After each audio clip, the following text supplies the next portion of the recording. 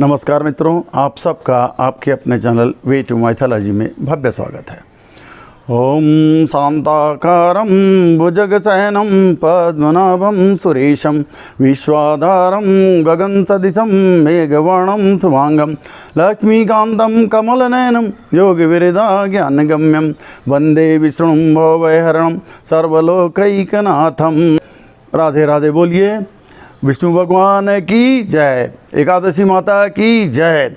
मित्रों, आज बड़ा पावन दिवस है। आज योगिनी एकादशी है, ऐसा पुराणों में वर्णन मिलता है। आषाढ़ मास की कृष्ण पक्ष की एकादशी तिथि को मोहिनी एकादशी के नाम से जाना जाता है। ये वेदों में बहुत ही प्रसिद्ध है। यानी आज 5 जुलाई सोमवार के दिन, जिस समय हम लोग रिकॉर्डिंग कर रहे हैं, उस समय आज मोहिनी एकादशी का समय चल रहा है। और ये परम पावन पुनीत अवसर है। जो इस दिन एकादशी व्रत की कथा को कहेगा, सुनेगा, पढ़ेगा, देखेगा और अन्यों को सुनाएगा, उसे उतना बड़ा पुण्य लाभ मिलेगा जितना 88,000 ब्राह्मणों को भोजन कराने से मिलता है। उसके सारे पाप दोष सब माफ़ हो जाते हैं और इतना बहुत बड़ा पुण्य लाभ मिलता है। अतः ध्यान से आप लोग इस एकादशी व्रत कथा को सुने और भगवान विष्णु का ध्यान करें। मित्रों, ऐसा वेदों में वर्णन मिलता है। एक राजा थे, उनकी 2 पुत्रियां थीं। बड़ी पुत्री साधारण स्वभाव की थी और थोड़ा ईर्ष्याली थी। उसका पूजा पाठ भक्ति में कोई विशेष रुझान नहीं था और वो छोटी बेटी से हमेशा कला रखती थी।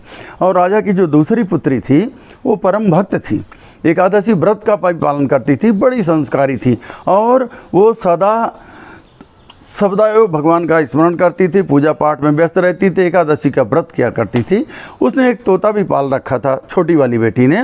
उसको पढ़ाती थी राम राम रटन लगाने के लिए और उसको बड़ा प्यार करती थी। उसके गले में हार भी डाल के रखा था उसने। दोनों बेटियां धीरे धीरे बड़ी होने लगी राजा के घर में। अब शादी विवाह की बातें चलने लगी कि लोग, एक पड़ोसी देश के राजा का एक राजकुमार आया लड़की देखने के लिए। उसने क्या किया, राजा ने स्पॉन्सर किया था बड़ी बेटी के लिए। वो आया, बड़ी बेटी को तो नापसंद कर दिया, लेकिन छोटी बेटी को पसंद कर लिया। अब छोटी बेटी को पसंद आ गई तो उन्होंने राजा को बताया, सब लोगों को बताया। सब लोग बोले ये कैसे होगा। बोला नहीं, छोटी का ब्याह हम करेंगे, बड़ी आपकी हम नहीं करेंगे। एनीवे, जो विधि का विधान था, मंजूर था। बेटी की शादी छोटी वाली की तय हो गई। अब रिश्ते की दिन तारीख रख ली गई, उसके हिसाब से दिन तारीखें एक एक करके आने लगी। इधर जो बड़ी बेटी थी राजा की, वो पहले ही ईर्ष्यालु स्वभाव की थी और छोटी बहन से जलन भी रखती थी। अब उसके साथ ये भी अपमानजनक घटना घट गई कि आए थे देखने के लिए उसको और छोटी को पसंद कर लिया। वो एकदम जल बन गई। यही नहीं, उसने उसको मारने की भी कोशिश किया। उसने लड्डू में जहर मिला करके छोटी बहन को खिलाया, लेकिन एकादशी माता ने उसको बचा लिया। उसको कुछ भी नहीं हुआ। थोड़ा उल्टी हो गई, बमन के बाद वो फिट हो गई। इसी तरह मटका के अंदर सांप बैठा करके, जहरीला सांप, उसके कमरे में भिजवा दिया। वहाँ गया, वो भी सांप भी उसको कुछ नहीं कर पाया, क्योंकि जिस जाको राखे साइयाँ मार सकेगा कौन। जब विष्णु भगवान स्वयं उसकी रक्षा करते हैं, विष्णु भगवान की वो भक्त है, तो विष्णु भगवान उसकी हमेशा रक्षा कर लेते थे। यही इसके बाद भी जब वो फेल हो गई बड़ी बेटी उसको मारने से, तो कुएँ के पास ले गई, पनघट के पास, कि चलो दोनों पानी भरेंगे। पानी के लिए निकालने के लिए गई। जब वो नज़दीक गई छोटी वाली, तो बड़ी वाली ने उसको धकेल दिया कुएं में कि ये गिर के हम तो मरी जाएगी कुएं के अंदर से। लेकिन वहाँ से भी सही सलामत तो निकल के आ गई। उसकी सारी टैक्टिस फेल हो गई। जितने अटेम्प्ट किया उसको मारने के लिए बड़ी बहन ने छोटी को, जब उसके बाद भी वो नहीं मरी, तो एक दिन उसको बहला फुसला के, छोटी वाली बेटी जो थी वो बड़ी कोमल हृदय की थी, सबकी बात मानती थी, सब कुछ, उसको बहला फुसला करके और बड़ी वाली ने पूछा, देख बहन, एक न एक दिन तो इस पृथ्वी पर जो जन्म लिया है, एक न एक दिन सबको मरना ही है। तू तो इतनी बड़ी भक्त है विष्णु जी की, तुझे तो पता लग जाएगा कि तू कैसे मरेगी, तेरा मृत्यु का उपाय क्या होगा, कारण क्या होगा। उसने बोला हाँ मुझे मालूम है। बोला क्या है। बोला कि देखो, एक हमने जो तोता पाल रखा है, उस तोते के गले में एक माला डाल रखी है, हार है छोटा सा, और उस हार में जो व्यक्ति मेरे उस तोते को मार देगा, उस हार को अपने गले में पहन लेगा, तो मैं तुरंत मूर्छित हो जाऊंगी और हमेशा बेहोशी की अवस्था में रहूंगी जब तक वो माला कोई पहने रहेगा। और जैसे ही माला को उतार देगा, गले से कहीं और रख देगा, मुझे होश आ जाया करेगा। इसके बाद छोटी बेटी को शक हो जाता है कि बड़ी बहन ने आज मुझे ये क्यों पूछा मृत्यु का कारण। वो सीधे राजा के पास गई, अपने पिता के पास। ये नहीं बताया कि बड़ी बहन ने कुछ ऐसा कहा है, उससे कुछ ऐसे उसके मन में कुछ भेद है। उसने बोला, पिताजी अगर किसी कारणवश मैं बेहोश हो जाऊँ, मूर्छित हो जाऊँ या मेरी मृत्यु हो जाए तो मेरा संस्कार मत करना, आप जलाना मत मेरी लाश को। उसे पुराने महल की कोठरी के सामने एक कुटिया बना करके वहाँ एक खाट के ऊपर मुझे मेरी बॉडी को वहीं लेटा देना, लाश को, वो जलाना नहीं। राजा ने बोला, क्यों ऐसा कह रही तू? तेरी तो शादी की बारात आने वाली 2-3 दिन के बाद, ऐसी बात कर रही? बोला, नहीं, मृत्यु तो कभी भी किसी की आ सकती, किसी के साथ कुछ हादसा हो सकता है। राजा बोले, ठीक है, अपने मन में रख लिया उन्होंने। अब नियत समय पे निश्चित दिन बारात लेके राजकुमार आया। घर पर पहुंचने के बाद जैसे बारात आई, खूब बैंड बाजे बजने लगे, धुन निकलने लगी, और बड़ी बेटी को और ईर्ष्या बढ़ गई। उसने सोचा, अब मुझे और उपाय करना चाहिए, देखो अब उसकी शादी भी हो जाएगी, मैं कुछ नहीं कर पा रही। वो तोते को बराबर ढूंढ रही, क्योंकि उसने बता ही दिया था राजा, और बेचैन होकर ढूंढने लगती। और इधर बारात की आओ भगत के बाद वरमाला की प्रक्रिया चालू हो गई। वरमाला पहना दिया कन्या ने राजकुमार को, राजकुमार ने उस राजकुमारी को पहना दिया। और बड़ी बेटी अभी भी माला ढूंढ रही है, तोते को ढूंढ रही कि उसकी माला किसी तरह मुझे मिल जाए। फिर थोड़ी देर के बाद फेरों का भी समय हो गया। सब लोग विवाह मंडप में गए। राजकुमार राजकुमारी अपना, छोटी राजकुमारी अपना फेरे लेने लगे। जैसे 3.5 फेरे हुए थे, तीसरा फेरा कंप्लीट हुआ था, इतने में बड़ी बेटी को, बड़ी राजकुमारी को तोता कहीं से मिल जाता है। उसने फटाक से उसके गले से माला उतार ली और तोते को मार डाला। उसको जैसे ही मार डाला और माला अपने गले में डाल ली बड़ी वाली बेटी ने, ये वाली राजकुमारी जो मंडप में फेरे ले रही थी, ये तुरंत मूर्छित होकर के वहीं गिर गई।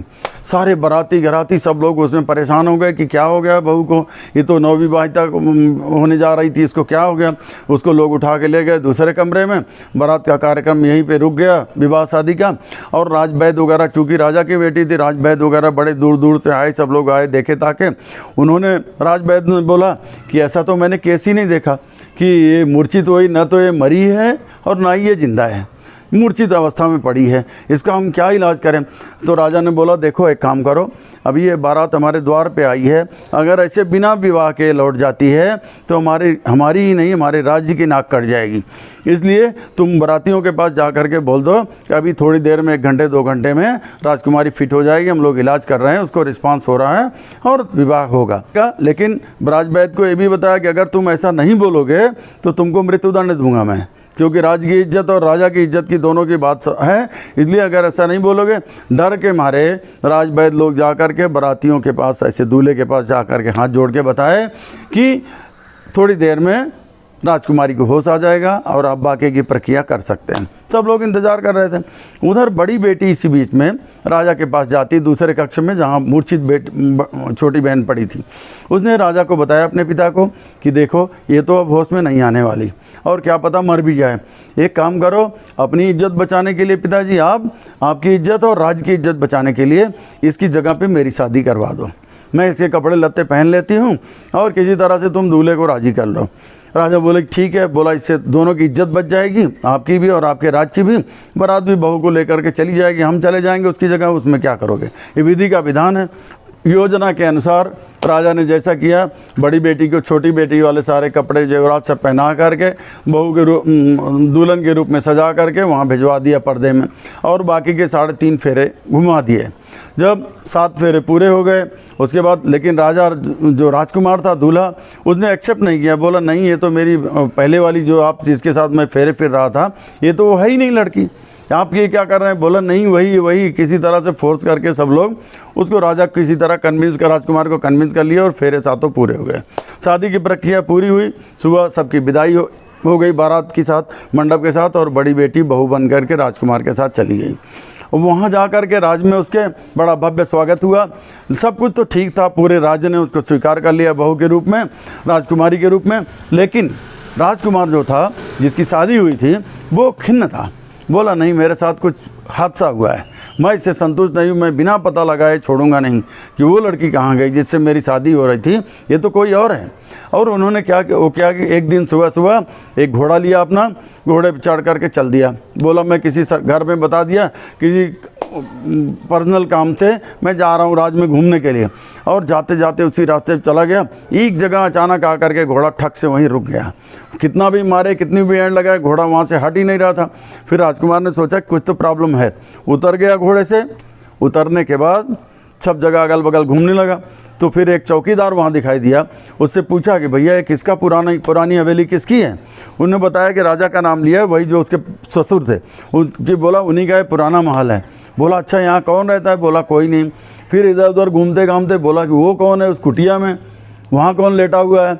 तो चौकीदार बोला ये सब गोपनीय चीज़ है, आप ये मत पूछिए। राजकुमार को बताया तो बोला कि आप आपको इसके बदले में बहुत सारा धन दौलत असरफियाँ देंगे, आप मुझे जस्ट बताइए क्या है समझाइए थोड़ा। अब चौकीदार लालच में आ गया, उसने बोला ठीक है। वो गया बताया कि ये वही राजकुमारी है जिससे शादी हो रही थी और वो 3.5 फेरों के बाद बेहोश हो गई थी, मूर्छित हो गई थी। वो मूर्छित अवस्था में है, दिन भर तो ये ऐसे मूर्छित रहती है, रात के समय ये होश आ जाता है, बैठ जाती है, फिर खाती पीती, सवेरे फिर वैसे हो जाता है। बोला अच्छा। फिर गया, उसको दिन भर बैठा रहा, जब रात को सूरज ढला फिर उसको होश आ गया, छोटी राजकुमारी को होश आ गया। उसने देखा अरे ये तो मेरा पति है, मेरा दूल्हा ही मेरे सामने। उसने पूरी गाथा उसको राजकुमार को कह सुनाई कि ऐसे ऐसे था। और मेरी बड़ी बहन ने एक दिन पूछा था मुझसे कि सभी के मृत्यु का कुछ कारण होता है, तुम तो इतनी भक्त हो, तुमको मालूम हो तो मुझे बताओ। तो मैंने अपनी बहन को बता दिया था और कोई नहीं जानता था कि ऐसे ऐसे तोते के गले में एक माला है, जो मेरे तोते को मार देगा, उसकी माला को अपने गले में पहन लेगा, मैं तुरंत मूर्छित हो जाऊंगी। जब तक माला उसके गले में रहेगी तब तक मैं बेहोश रहूँगी, जैसे वो माला उतार के रख देगी उसी समय मुझे होश आ जाएगा। राजकुमार सब चीज़ समझ गया कि अब ऐसी बात है, ठीक है। अब राजकुमार वहीं रहने लगा, उस चौकीदार को बोल करके किसी को बताओ मत, मैं यहीं रहता हूँ। उनको होश आता, फिर दोनों बातचीत करते। एक लंबा अरसा बीत गया। 3-4 महीने के बाद पता लगा कि उसको वो छोटी वाली राजकुमारी गर्भ धारण कर ली। तो उसने सोचा कि ठीक है अब इसको कैसे होगा। फिर एक दिन वो छोटी राजकुमारी बोलने लगी कि मुझे एकादशी माता, मैं तो आपका व्रत करती हूँ, मुझे मेरी जो प्रसव पीड़ा हो, जब बच्चे का समय हो जन्म का, उसे रात में ही करना ताकि मैं होश में रहूँ, नहीं तो मैं तो खुद ही बेहोश रहूँगी, कौन बच्चे को संभालेगा, यहाँ कोई है भी नहीं इस कुटिया में मैं क्या करूँगी। एकादशी माता पुकार सुनी और राजकुमार एक दिन क्या हुआ, दिन में चला गया किसी काम से, बोला थोड़ी देर के लिए जा रहा हूँ। उसी बीच में दिन के समय ही उसको प्रसव पीड़ा शुरू हो जाती है छोटी राजकुमारी को। छोटी राजकुमारी प्रसव पीड़ा से करा रही थी, उसने शरणागति ली माता की, एकादशी माता की सुमिरन किया, 11वीं माता की जय, एकादशी माता की जय, सुमिरन भजन करने लगी। तुरंत माता प्रकट हो गई, बोली माता मैं प्रसव पीड़ा में, प्रसव मुझे आ रही है, मुझे बहुत तेज़ वेदना हो रही, लगता है कि प्रसव का समय आ गया है। उन्होंने बोला बेटा कोई बात नहीं, मैं इधर हूँ, तुम चिंता मत करो। उन्होंने प्रसव कराया स्वयं और एक सुंदर बालक को जन्म दिया। इसी बीच में जब तक वहाँ सेवा शुश्रूषा कर रही होती है एकादशी माता उस बहू की, तब उसी बीच में राजकुमार आ जाता है कहीं से। उसने देखा, उसको भी दर्शन हो गए एकादशी माता के, उनको चरण स्पर्श किया।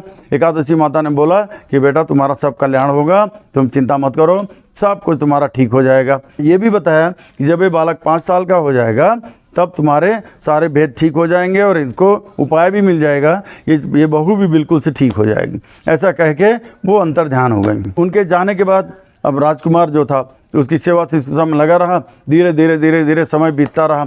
उधर बड़ी राजकुमारी जो राजा के महल में थी, उसको डाउट हो गया कि कहाँ राजकुमार आजकल रहता है, पूरे दिन रहता है, इधर करता है उधर करता है, कहाँ जाता है। उसने पता लगाने की कोशिश की लेकिन उसे कहीं पता नहीं चला। वो बालक जो है धीरे धीरे बड़ा होने लगा। एक दिन राजकुमार उसे घोड़े बैठा करके अपने घर की तरफ लाते हैं, इसको बता करके हम जा रहे हैं घुमाने के लिए कहीं, और लेके आते हैं अपने घर की तरफ, वहीं छोड़ देते हैं। अब उसे अंदेशा होता है बड़ी को, क्योंकि उसका चरित्र वैसा था, वो जो अंदेशा होता है किसका बालक है, इसको देख के राजकुमार इस पर फिदा रहता है। उसने जैसे अपने घर के पास देखा, अपने कमरे के पास बुलाई और उसको 2 पीस में काट दिया बालक को, और उसका एक टुकड़ा रख लिया अपनी तकिया के नीचे, दूसरा टुकड़ा रख लिया अपने बिस्तर के नीचे, चारपाई के नीचे। एकादशी माता को तो सब पता चल गया कि क्या हो रहा है। एकादशी माता सोची ये तो बच्ची मेरी छोटी बहू मेरी भक्त है, मेरी शरणागति में है, मुझे तो इसके गर्भ की भी रक्षा किया मैंने, इसके प्रसव की मैंने देख रेख करी, इसके बालक की भी देख रेख करनी है, और जब तक ये न ठीक हो जाए इसे भी देख रेख करना। वो भिखारिन का रूप धारण करके उस राजकुमार के घर की तरफ गई और वहाँ रास्ते में भिक्षाम दे उसके राजकुमार के दरवाजे पहुंच के भिक्षाम दे करने लगी। जो उसके वॉचमैन चौकीदार थे वो लोग गए, बहू को बताया कि आप भिक्षा दे दो, कोई एक भिखारन आई है। उन्होंने कुछ भिक्षा के स्वरूप में दिया उनको, वॉचमैनों को बोला ले जा करके दे दो। और जब उनको देने लगे, भिखारन ने बोला कि मुझे ऐसी भिक्षा नहीं लेनी है, उनको बोलो बहू रानी को जिसको भिक्षा देनी है वो आकर के खुद ही मेरी झोली में डालें। जब भिक्षा देने के लिए वो आई, इसी बीच में एक बिल्ली का रूप बना करके एकादशी माता उसके कमरे में घुस गई, क्योंकि उनको सारी असलियत पता थी। एकादशी माता बिल्ली का रूप बना करके उनके घर में कमरे में घुस गई और लाश के एक टुकड़े को जो चारपाई के नीचे था उससे उठाया, तकिए के नीचे वाला दूसरा, दोनों टुकड़ों को जोड़ दिया और उनमें जीवन प्रवाहित कर दिया। और वो बालक हंसने बिलकने लगा, उठ के खड़ा हो गया, भिखारी के रूप में भिक्षा लिया और चली गई। उसी बीच में राजकुमार आ जाता है घर के अंदर कि अरे वो बालक कहाँ गया, उसको पता ही नहीं कौन मार पीट डाला था इतनी देर में जब तक वो राजा को मिलने गया था। आकर के देखा बालक हंस खेल रहा है, तो उसने बोला बड़ी राजकुमारी को, बोला कि देखो जिस बालक की तुम्हें पूरी देख रेख करना है, और अगर तुम चाहती हो कि मैं अब तक तुमको शादी के बाद से तुमसे ठीक से बोला भी नहीं, तुम्हारे हाथ का खाना भी नहीं खाता हूँ, तुम्हारा दिया हुआ पानी भी नहीं पीता हूँ, तुमसे प्रेम भी नहीं करता हूँ, अगर तुम चाहती हो कि हमारा तुम्हारा प्रेम दोबारा कायम हो। राजकुमार ने बड़ी बहू से बोला कि अब इस बालक की तुम देख रेख करो, जितना इस बालक को प्रफुल्लित और खुश रखोगे उतना ही मुझे खुशी होगी और मैं तुमको धीरे धीरे अपना लूँगा अपने रानी के रूप में। अब बड़ी बहू जो है बहुत प्रसन्न हो गई, बालक की अच्छे से देख रेख करने लगी। उधर राजकुमार ने उस छोटे बच्चे को बोला कि तुम अपनी मम्मी के गले में जो हार पड़ा है उस हार को ले लो, अपनी मम्मी के गले से उस हार को मांग लो और तुम अपने गले में डाल लो। उसने जैसे मांगा उसको एक बार तो मना कर दिया उसने, लेकिन फिर उसे याद आ गई कि इससे राजकुमार ने मुझे बोला है अगर बालक को खुश रखोगी तभी हम तुमसे खुश रहेंगे। उसने बोला ऐसा ना हो मेरा बना बनाया खेल ख़राब हो जाए। उन्होंने अपने गले से निकाला बड़ी बेटी ने और उस बालक को दे दिया। जैसे लिया उसको बोला कि तुम मेरे लिए, अब राजकुमार ने बोला ठीक है तुमने इसको दे दिया। हार पाते ही बालक भी खुश हो गया, राजकुमार भी खुश हो गया, दोनों लोग खुश हो गए।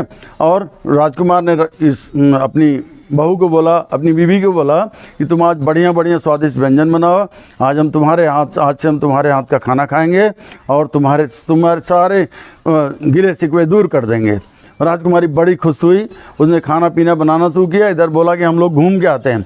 घोड़े पे उस बालक को बैठा लिया अपने बच्चे को और उस हार के साथ चले गए। राजकुमार ने ले जा करके उस हार को पहना दिया छोटी बहू को पुरानी हवेली में, और वो अच्छे से होशोहवास के साथ दुरुस्त से प्रफुल्लित होकर बैठ गई। सारे लोग खुश हुए। फिर तीनों मिल कर के राजकुमार, छोटी बहू, छोटी बेटी और वो बालक, तीनों लोग मिल कर के राजा के महल में गए। राजा को सारी बातें बताई। राजा ने बोला कि देखो बड़ी बहन को छोटी बहन से इतनी भी जलन नहीं होनी चाहिए कि वही उसकी शत्रु बन जाए। ठीक है, तो मुझे तो बड़ी शर्म आ रही है, पूरे राज दरबारियों को सबके सामने बड़ी शर्म की बात है कि एक बहन दूसरे से इतना जलन करके ऐसा रखती है, और ऐसा कोई सोच भी नहीं सकता।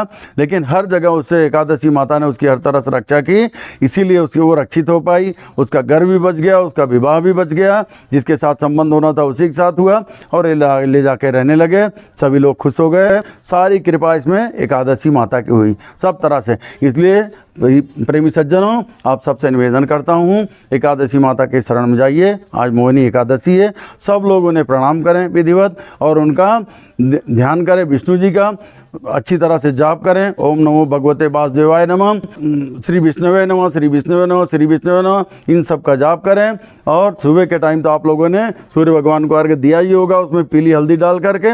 और कल जो लोग व्रत किए हैं आज का व्रत कंटिन्यू रखें। कल सवेरे पारण के समय को देख करके व्रत का पारण करें, भगवान को फिर अर्घ्य दें सूर्य भगवान को हल्दी और पीले फूलों के साथ, और उनसे कामना करें कि सबको स्वस्थ रखें, उनकी शरणागति आप पाइए और आपका जीवन सफल हो। इस तरह एकादशी व्रत कथा पूरी हुई। एकादशी माता की जय, विष्णु भगवान की जय। ओम नमो भगवते वासुदेवाय नमः।